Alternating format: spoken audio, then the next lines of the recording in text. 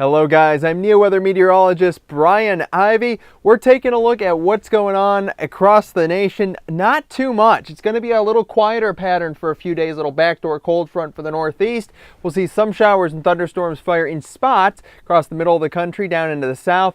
The big active area is going to be some rain shower activity across much of the northwest, especially into California. The higher elevation is going to see a decent amount of rain.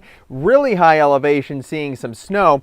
Some showers and thunderstorms break out as we go towards the Thursday period into Friday at times across the Ohio Valley, Great Lakes, into the northeast, but really that's the biggest thing to focus on. After we go past this week through the end of next week and then beyond into the end of May, this is going to be the rain pattern shifting from the plains up into the Great Lakes and into southern Ontario.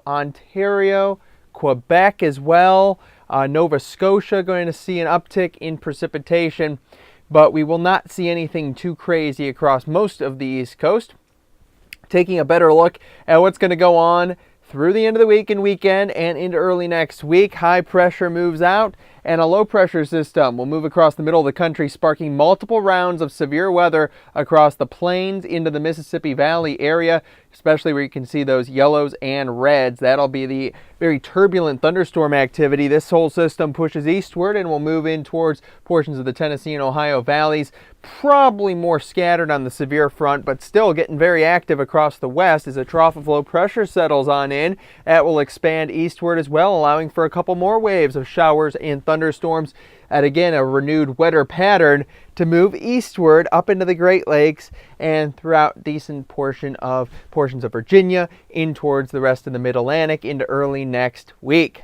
Temperatures. It's going to feel like summer a little bit more often now as these grays and at least the darkish reds, the portions of the browns really start to lift northward.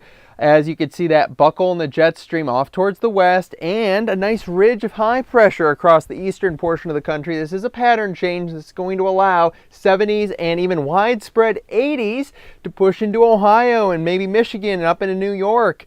Finally, some warmth up into New England at times. So you can see that kind of the ebb and flow of the pattern expanding, but then unfortunately a couple of waves of cold air backing down as well. That'll be in the blue colors, so we're not totally out of the woods for below average temperatures, but when all said and done over the course of the next couple weeks, we should see above average warmth across the Midwest, down into the plains, and especially across the east. Not the same story though. This is where we have our trough of low pressure and the active pattern with a lot of rain at times across portions of the west. So that'll be where the cold is. But over the next 2 weeks, it's going to finally feel really like May across a good portion of the east. For all your accurate weather needs to make your business more efficient, save time and money, it's all at NeoWeather. Give us a call today.